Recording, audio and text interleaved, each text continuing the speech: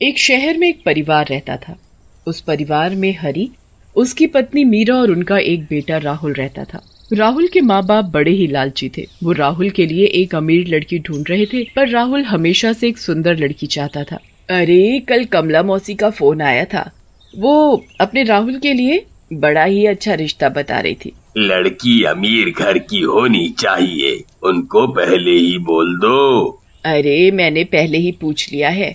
लड़की इकलौती है और खूब अमीर घर से है। चलो फिर उनसे बात कर लो और मिलने के लिए बोल दो। अगले दिन सब तैयार होकर लड़की देखने जा ही रहे होते हैं कि तभी राहुल का जरूरी फोन आ जाता है। अरे बेटा, क्या हुआ? कहाँ जाने की बात कर रहे हो? अरे बाबूजी, एक जरूरी फोन आ गया है, मुझे अभी निकलना पड़ेगा। ठीक है, तुम जाओ। राहुल के माँ बाबूजी अकेले ही लड़की देखने चले जाते हैं। लड़की वालों के घर में घुसते ही उनकी आंखें फटी की फटी रह जाती हैं। अरे वाह जी, देखो तो घर कितना सुंदर है। हाँ मीरा, तुम बिल्कुल सही बोल रही हो। दोनों अंदर जाते हैं और वहाँ लड़की के माँ बाप उनका बड़ा ही अच्छा स्वागत करते हैं। अरे, अब बहुत हुई खातिरदारी, चलो अब अपनी बेटी को भी बुला लो। जी बिल्कुल, क्यों नहीं, मैं अभी पूजा को बुलाती हूँ। पूजा की माँ पूजा को लेकर आती है, पर पूजा को देखते ही हरी और मीरा की शक्ल उतर जाती है। पूजा एक बौनी लड़की होती है और राहुल तो अच्छा खासा लंबा होता है। अजी, ये तो बौनी है, बौनी। अरे भाग्यवान, तुम अभी चुप रहो, कोई सुन लेगा तो। पूजा उनके सामने आकर बैठ जाती है। थोड़ी देर सब बातें करते हैं। देखिए, हमारी एक ही लड़की है और कोई बच्चा नहीं है। हमारे पास जो भी है हमारे बाद सब इसी का है। वैसे आपका बेटा नहीं आया? वो भी तो पूजा को पसंद कर लेता। अरे, हमारी पसंद ही उसकी पसंद है। पूजा और उसके परिवार वाले बड़े ही खुश हो जाते हैं। राहुल के माँ बाप जैसे ही घर वापस आते हैं तो राहुल की माँ उसके बाबूजी से बोलती है, अजी, आपने रिश्ते को हाँ कैसे कर दी? लड़की बौनी है, बौनी, और आपको तो पता है राहुल को एक सुंदर और लंबी लड़की चाहिए। कैसी बेकार की बात कर रही हो तुम? वो लोग कितने अमीर हैं, पता है ना? लड़की बौनी है, ये बात हम उसे बताएंगे ही नहीं। जब शादी होगी तब की तब देख ही जाएगी। कुछ ही दिनों बाद शादी का दिन भी आ जाता है। पूजा जब मंडप पर आती है तो उसने ऊंची हील की चप्पल पहनी होती है ताकि उसके पति को उसके छोटे कद की वजह से शर्मिंदगी ना हो। इस वजह से उसका कद छोटा नहीं दिखता और उसका चेहरा भी घूंघट में छुपा हुआ होता है। शादी भी आराम से निपट जाती है, पर शादी के बाद जब पूजा अपना घूंघट उठाती है और अपनी हील वाली चप्पल उतारती है, तब राहुल को साफ साफ दिख जाता है कि पूजा तो एक बौनी है। हे भगवान, मेरे साथ धोखा हुआ है। मेरी शादी एक बौनी से हो गई है।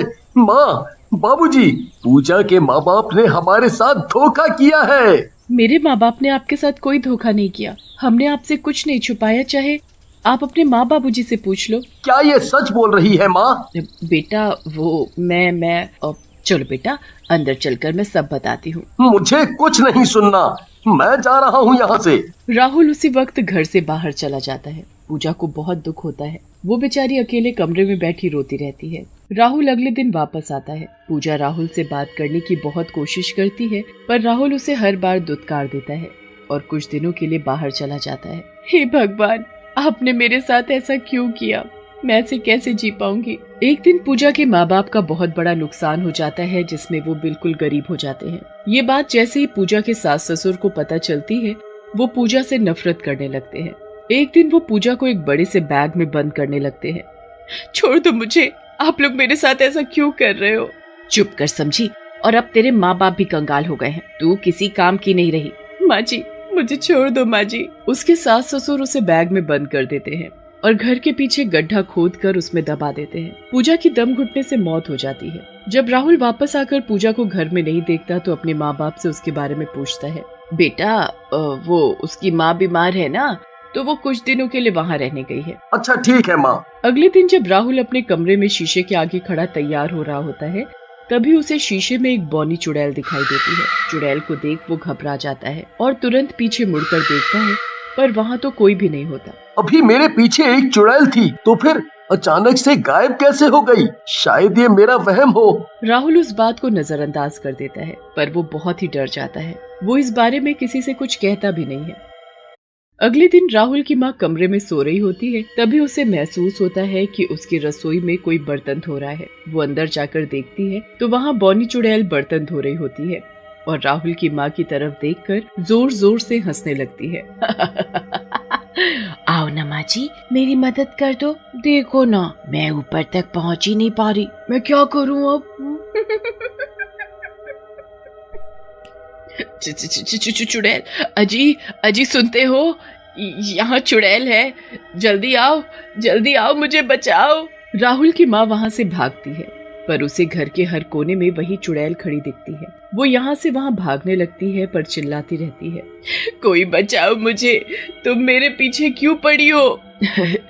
आपने लगता है मुझे पहचाना नहीं माँ जी। मैं आपकी बहू हूँ पूजा और अपनी मौत का बदला लेने आई हूँ।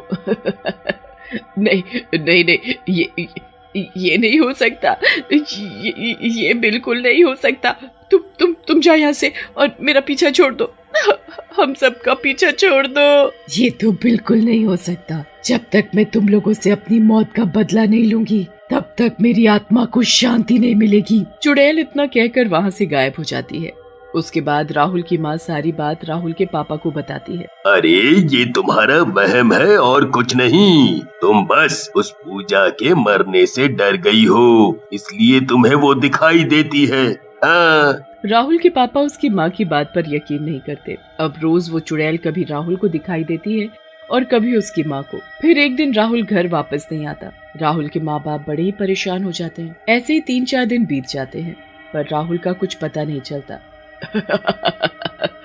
क्या हुआ? राहुल का कुछ पता नहीं चला क्या? अरे तुमने सही कहा था, यहाँ तो सच में चुड़ैल है। हाँ, मैं तो कब से कह रही थी और आपने मेरी बात नहीं मानी। इसी ने हमारे राहुल के साथ कुछ किया है। बिल्कुल सही पहचाना तुम लोगों ने। मैंने ही राहुल को एक बैग में बंद करके घर के पास दफना दिया है, जैसे तुमने मुझे किया था। चुड़ैल इतना कहकर गायब हो जाती है और अब इसके बाद राहुल के माँ बाप जल्दी से पूरे बगीचे की खुदाई करना शुरू कर देते हैं। अरे इतने बड़े बगीचे को खोदना हमारे बस की बात नहीं है और तब तक देर ना हो जाए, हमें मजदूर बुला लेने चाहिए, है ना? हाँ जी, बिल्कुल सही कहा आपने। वो लोग बहुत सारे मजदूरों को बुला लेते हैं और खुदाई करना शुरू करवा देते हैं। पूरा बगीचा खुद जाता है पर उसमें कहीं राहुल नहीं मिलता, लेकिन वहाँ एक मजदूर को एक बड़ा सा बैग जरूर दिखता है। वो उस बैग को खोलता है तो उसमें पूजा की लाश होती है। अरे भाइयों, जरा इधर आओ, ये देखो, इसमें तो किसी की लाश है। अरे हमें जल्दी से पुलिस को खबर करनी चाहिए, वरना हम फंस जाएंगे। हाँ। वो मजदूर पुलिस को खबर कर देते हैं और पुलिस उनके घर आ जाती है। अरे हमने कुछ नहीं किया, हम सच बोल रहे हैं। चुपचाप सच बोल दो, वरना तुम्हारे बेटे को मैं जान से मार दूंगी। बस उसकी कुछ ही सांसें बची हैं। नहीं, उसे मत मारो, हम बताते हैं। साहब जी, हमने ही गलती से अपनी बहू को बैग में बंद करके बगीचे में दफना दिया था, हमसे भूल हो गई। इतने में वहाँ राहुल आ जाता है। क्या माँ, आप लोगों ने पूजा के साथ ऐसा किया?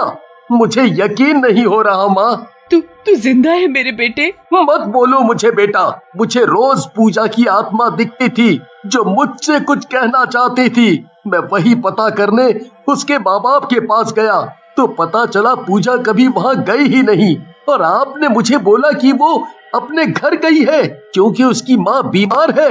आज जब सच सामने आया तो मुझे समझ नहीं आ रहा कि मैं क्या करूं। बेटा, ये सब हमने तुम्हारे लिए किया था। छूट मेरे लिए किया होता तो मुझे पता होता। आपने अपने लालच में मार डाला उसे क्योंकि उसके माँ बाप करीब हो गए थे। मैं पूजा को पसंद करने लगा था, पर जब मैं उससे ये बात बोल पाता तो यहाँ मुझे वो मिली ही नहीं। आप अभी के अभी इन दोनों को ले जाओ और इनको इनके किए की सजा दो। राहुल के माँ बाप चिल्लाते रह जाते हैं पर पुलिस उनको ले जाती है। उसके बाद राहुल अकेला घर में बैठा रोता रहता है। काफी रात हो जाती है तो उसे खिड़की के बाहर पूजा दिखती है। आज जो तुमने मेरे लिए किया वो बहुत बड़ी चीज थी, मुझे इंसाफ मिल गया, अब मैं यहाँ से जा रही हूँ। इतना कहकर पूजा का भूत एक रोशनी में गायब हो जाता है।